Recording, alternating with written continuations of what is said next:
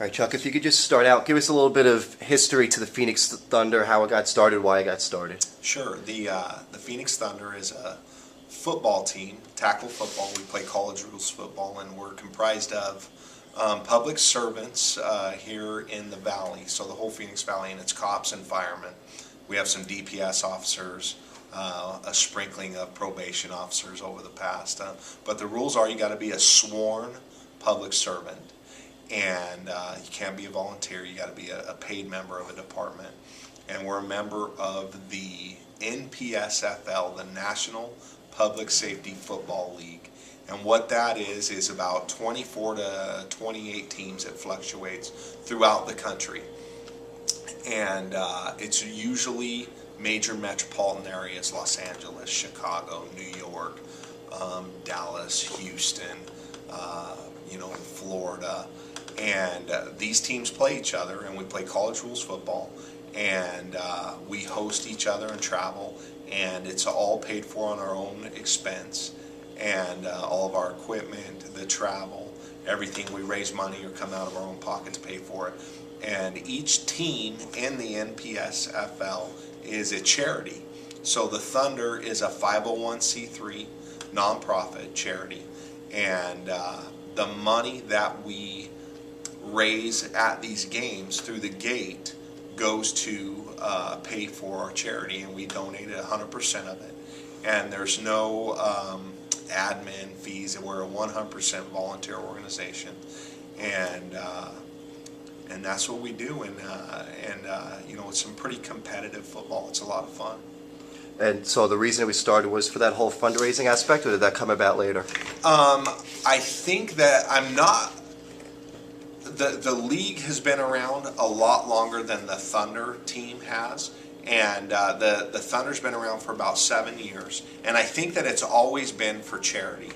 And these football teams have gotten together. Like in the past, the cops would play the firemen in these different towns, and then somebody finally got together and formed a league. And the way that the Phoenix Thunder got into it was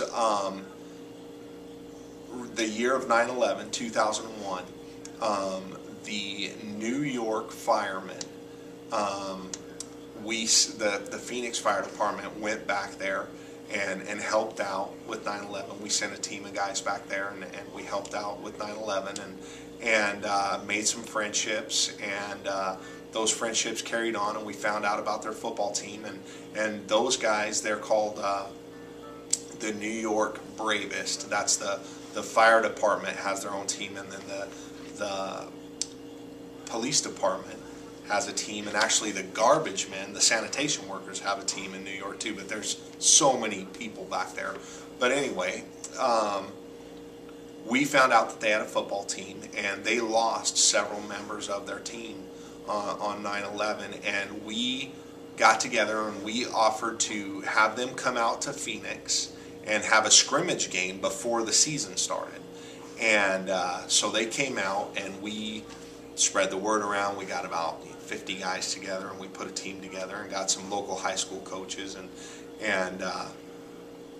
we ended up tearing them up. And everyone on the Phoenix Fire Department, and not everyone, but a lot of people were saying, you guys are crazy, you're going to get killed. They've had a team forever.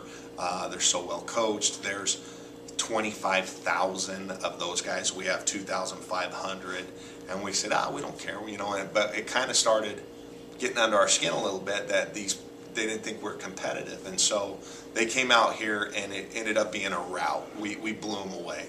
Now, they may or may not have been partying a lot more than we were the night before the game, but that's beside the point. That year, that New York Fire Department team went on to be the champions of the entire league. And so we were like, hey man, we beat the tar out of the championship team. Let's start our own team. So a bunch of guys got together and really worked hard and put together the 501c3, and the league is very well organized, and it's really stringent about the certain criteria that you have to be in the league. So that's how the Phoenix Thunder got into the NPSFL. So since then, has the Thunder been successful? We have. We've played for the national championship 3 times, and we've won it once.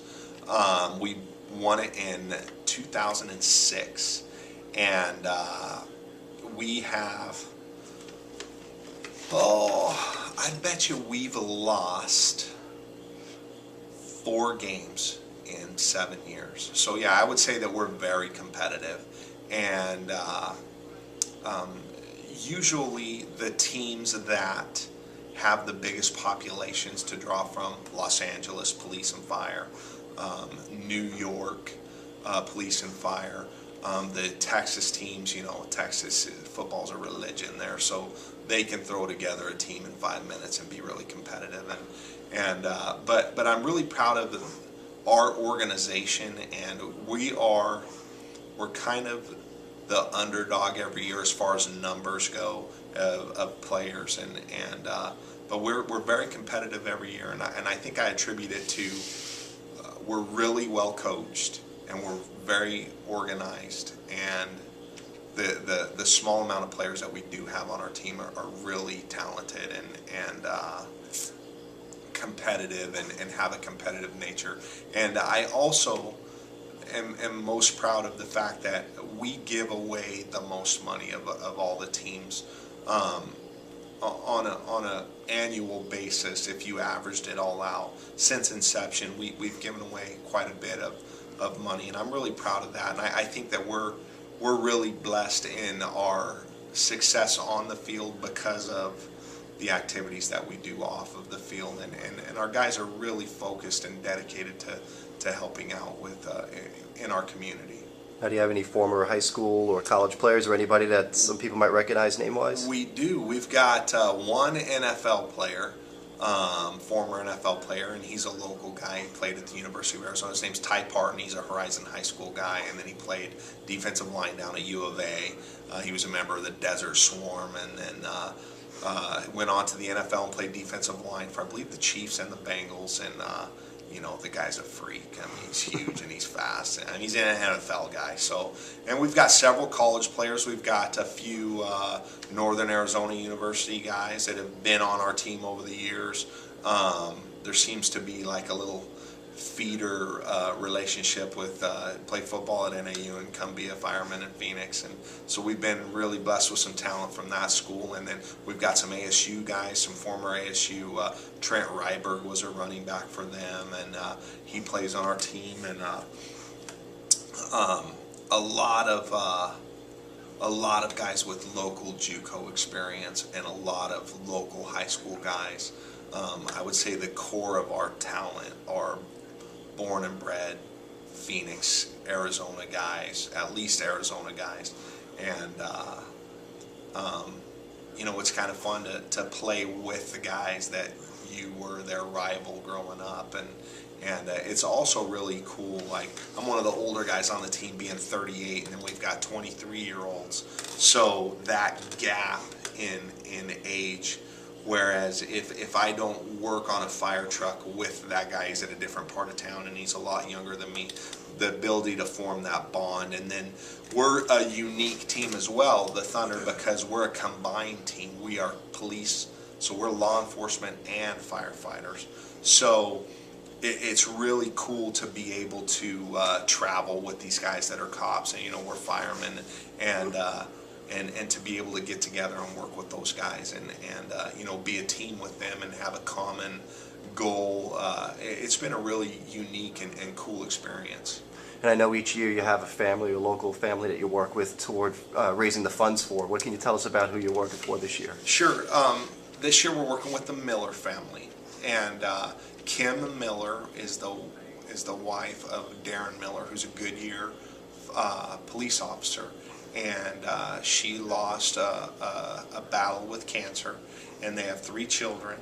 And the money that we're raising this year is going to be used to build a college fund for those kids. And it was a really sad deal. She was very young, you know, mid-30s, and Darren was, you know, left without a mom for his kids, and the Thunder has really tried to keep the dollars that we raise in the community, in the valley, and in the Phoenix Valley, and the surrounding towns. And at the same time, we really want to reach out to help public safety families, because that's our family.